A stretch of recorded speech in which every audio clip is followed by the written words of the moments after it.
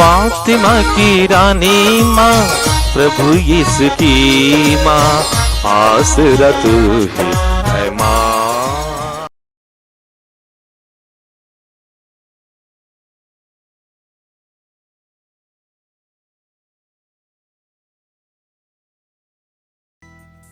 पहला पाठ नबी होशे का ग्रंथ, अध्याय 6, पद संख्याएं 1 से 6 तक।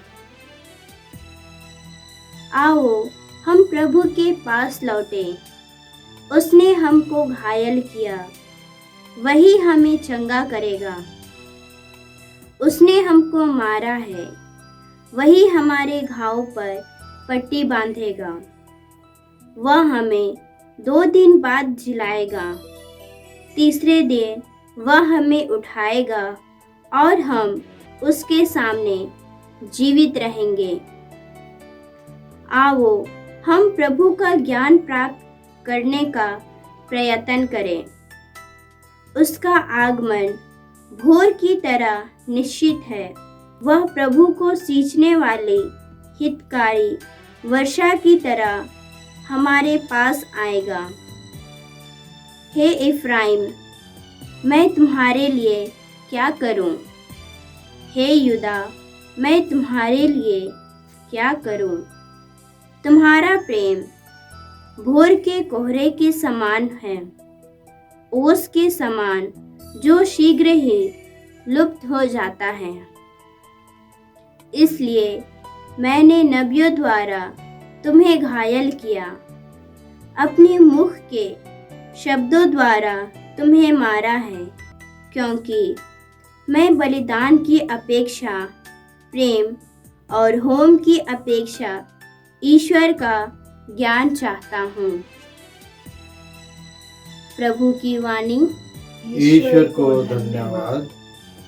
भजन अनुवाक्य। मैं बलिदान नहीं बल्कि प्रेम चाहता हूँ। मैं बलिदान नहीं बल्कि प्रेम चाहता हूँ। हे ईश्वर, तू दयालु है, मुझ पर दया कर। तू दया सागर है, मेरा अपराध क्षमा कर। मेरी दुष्टता पूर्ण रूप से धो डाल, मुझ पापी को शुद्ध कर। अनुवाक्य। मैं बलिदान नहीं बल्कि प्रेम चाहता हूँ। मैं बलिदान नहीं बल्कि प्रेम चाहता हूँ। तू बलिदान से प्रसन्न नहीं होता। यदि मैं होम चढ़ाता तो तू उसे स्वीकार नहीं करता। मेरा पश्चाताप ही मेरा बलिदान होगा। अनुवाक्य। मैं बलिदान नहीं बल्कि प्रेम चाहता हूँ। मैं बलिदान नहीं बल्कि प्रेम चाहता हूँ।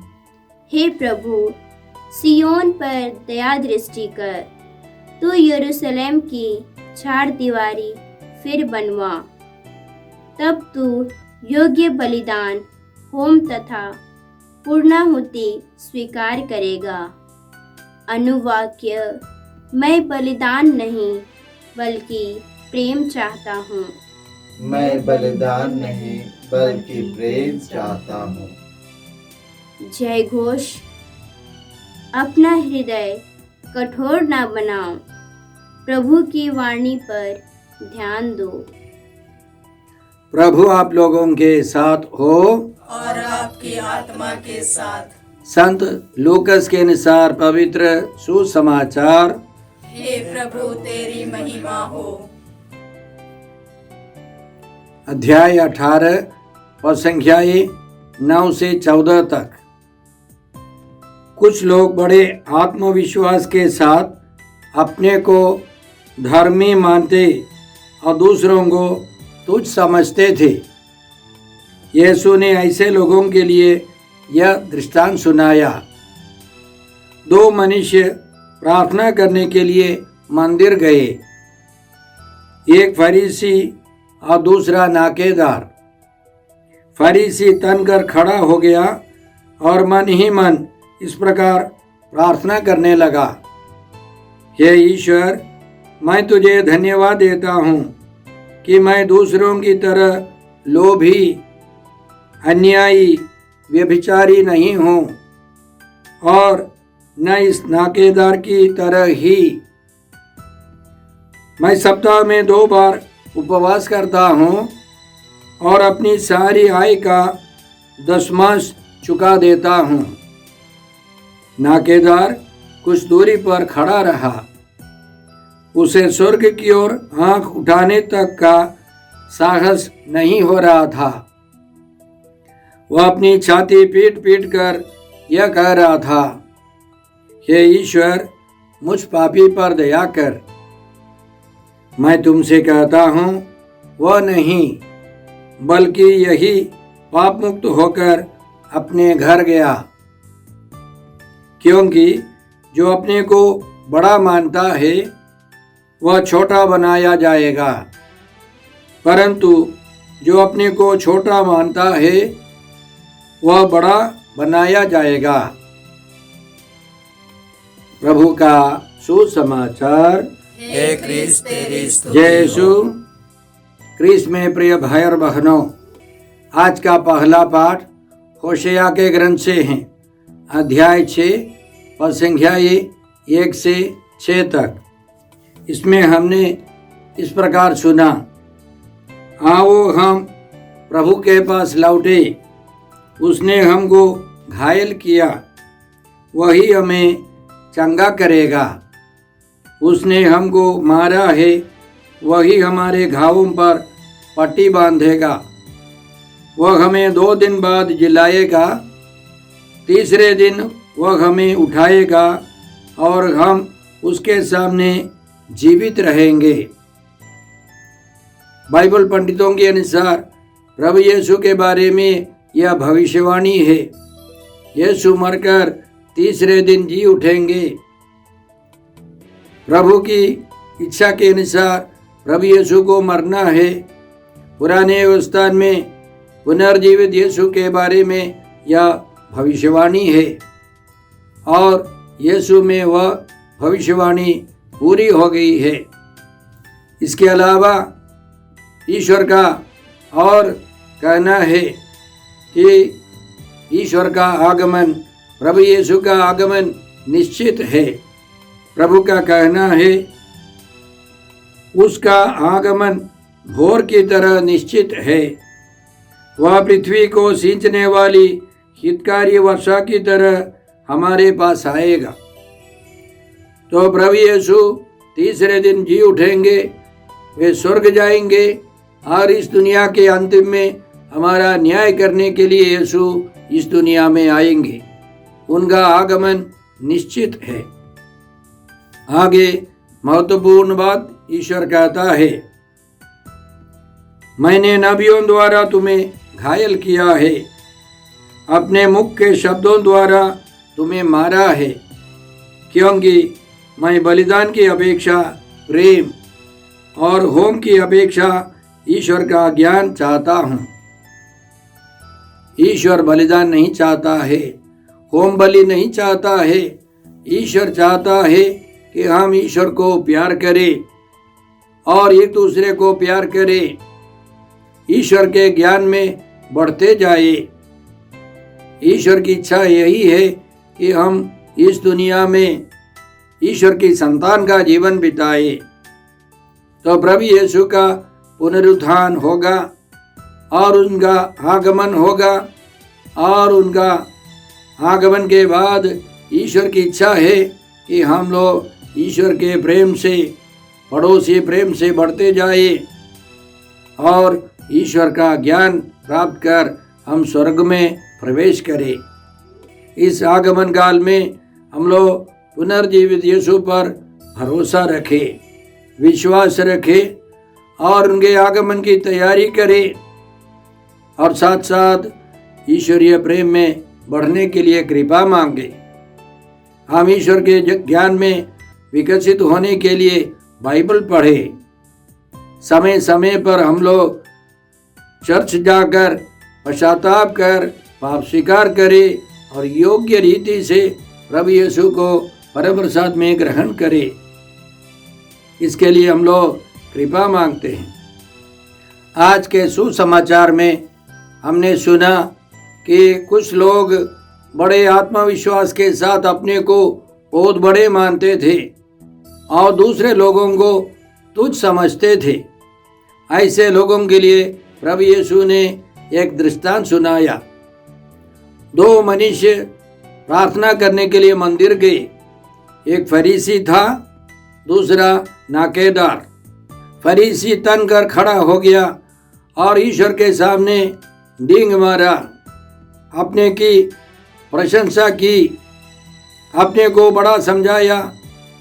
मैं उपवास करता हूँ, प्रार्थना करता हूँ, दशमांश देता हूँ और इस नाकेदार के समान बेकार नहीं हूँ, उसे अच्छा व्यक्ति हूँ।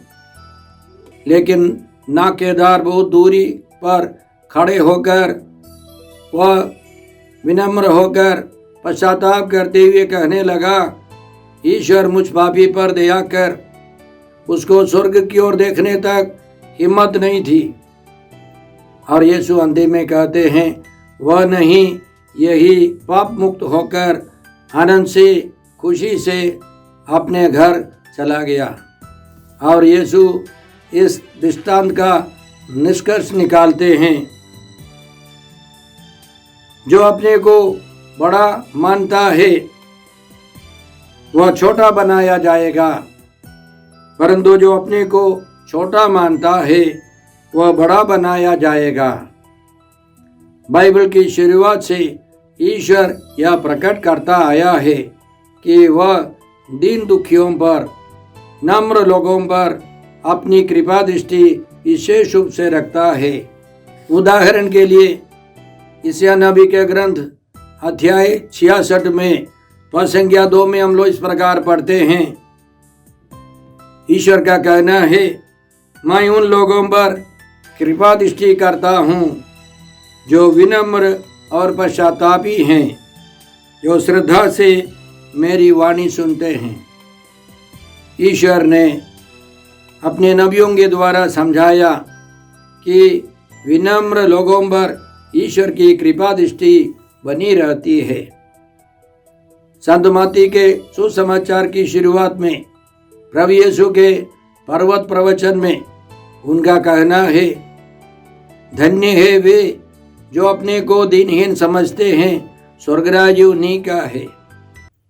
धन्य है वे जो विनम्र हैं, उन्हें प्रतिज्ञा देश प्राप्त होगा। प्रभु यीशु खुद कहते हैं, मैं स्वभाव से नम्र और विनीत हूँ। थके मांदे और बोझ से दबे हुए लोगों, तुम सभी मेरे पास आओ, मैं तुम्हें विश्राम दूंगा। मेरा जुआ अपने ऊपर ले लो और मुझसे सीखो, मैं स्वभाव से नम्र और विनीत हूँ। यीशु क्रूस मरण तक विनम्र रहे। वे मरने तक विनम्र रहकर हमारे लिए प्रार्थना करते हुए क्रूस पर मरे। प्रभु यीशु हमको सिखा कर गए हैं किस प्रकार विनम्र जीवन बिताना है, और विनम्र लोगों को ईश्वर ऊपर उठाएगा। संत पेतरुस का पहला पत्र अध्याय 5 पद संख्या 6 इस प्रकार है, आप शक्तिशाली ईश्वर के सामने विनम्र बने रहें, जिससे वह आपको उपयुक्त समय में ऊपर उठाए। अंग्रेजी में लिखा है, आप शक्तिशाली ईश्वर के शक्तिशाली हाथ के नीचे विनम्र रहें। उचित समय पर ईश्वर आपको ऊपर उठाएगा। ईश्वर का समय है, ऊपर उठाने का एक समय है, तब तक हमें विनम्र रहना है। ईश्वर के सामने उनके शक्तिशाली हाथ के अधीन में हमको रहना है। यही हमको यीशु सिखाते हैं। यही हमारे गुरुजन, यीशु के शिष्य लोग, हमारे बड़े बड़े संत शहीद सब यही हमको सिखाते आए हैं। हमारा रास्ता प्रभु यीशु का रास्ता है। तो भाई और बहनों, इस 40 काल में हम लोग इन सारी कृपाओं के लिए प्रार्थना करते हैं। हे पिता ईश्वर, हे प्रभु यीशु, हे पवित्र आत्मा ईश्वर, आज के सारे पवित्र वचनों के लिए हम धन्यवाद देकर प्रार्थना करते हैं कि हम प्रभु यीशु के पुनरुत्थान में विश्वास कर उनके आगमन की तैयारी करें और हम लोग प्रेम में बढ़ते जाए। हम प्रभु के सामने विनम्र बने रहें। हे अब्बा पिता, तो हम सबों को अपने समय पर ऊपर उठाए।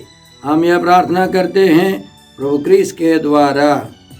हमारे प्रभु यीशु क्रिस्त की कृपा, ईश्वर का प्रेम और पवित्र आत्मा का साहचर्य आप सबों को प्राप्त हो। आमीन।